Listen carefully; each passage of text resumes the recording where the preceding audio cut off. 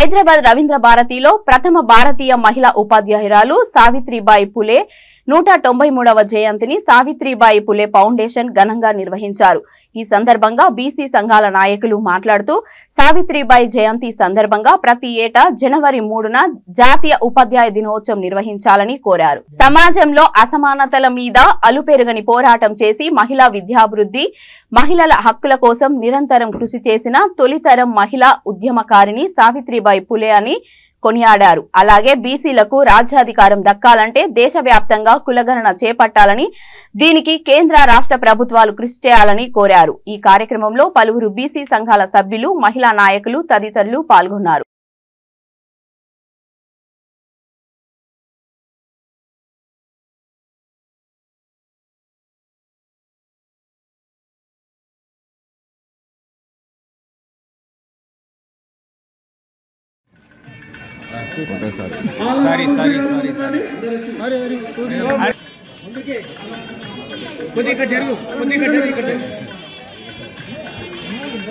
పరమేశ్వర్ గారు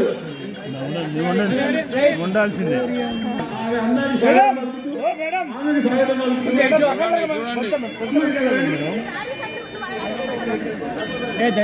కనబడతలేదు madam madam అక్కర్లే ఆల రామకృష్ణ నీవు నేను ముందరకు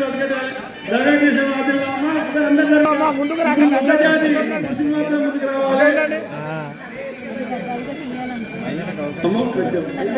ఓకేనండి ఓకేనండి. నెక్స్ట్ మీరు అదే దండం పెట్టుకొని ఆయనే ఉంటారు, వేరే వాళ్ళకి ఛాన్స్ లేదుగా. మరి ఎంత పోవచ్చు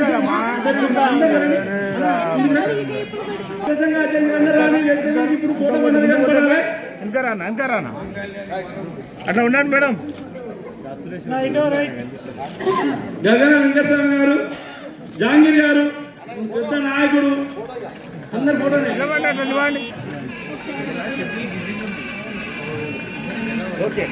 అవార్డు గ్రహీతలందరూ కూడా. బ్రాహ్మణ స్త్రీలు కూడా చదువుకు దూరంగా ఉన్న రోజుల్లో 200 సంవత్సరాల క్రితం భారతదేశంకి మహామనిషి, బీసీ కులాల్లో పుట్టిన మహాత్మా జ్యోతిరావు పూలే భార్యగా ఆయన దగ్గరే విద్యను అభ్యసించి మరి స్త్రీలోకానికి ఆదర్శంగా స్త్రీలందరూ చదువుకోవాలని అనేక కార్యక్రమాలు, అనేక రచనలు చేసి స్త్రీలకు ఎంతో స్ఫూర్తినిచ్చిన సావిత్రిబాయి పూలే గారి దినోత్సవం ఇవాళ జరుపుకోవడం చాలా ఆనందంగా ఉంది.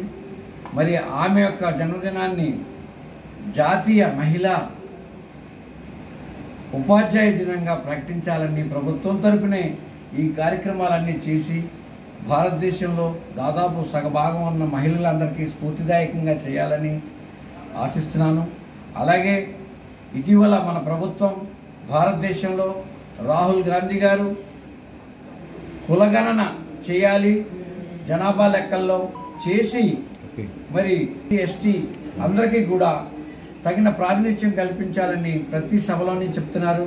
అలాగే మేనిఫెస్టోలో కూడా పెట్టించి చేశారు. కాబట్టి భారతదేశం జనాభా లెక్కలు ఇమీడియట్గా ముందు ఆదర్శంగా బీహార్ చేసినట్టే మన తెలంగాణలో కూడా కులగణన చేసి ఇక్కడ కూడా మరి జనాభా ఆ లెక్కల ప్రకారం, దామాషా ప్రకారం వారందరికీ కూడా రిజర్వేషన్స్ విద్యారంగంలో, ఉద్యోగ రంగాల్లో, అన్ని ఉపాధి రంగాల్లో అన్నింటిలో కూడా ప్రాధాన్యత ఇస్తారని ఈ సందర్భంగా నేను ప్రభుత్వాన్ని డిమాండ్ చేస్తున్నాను.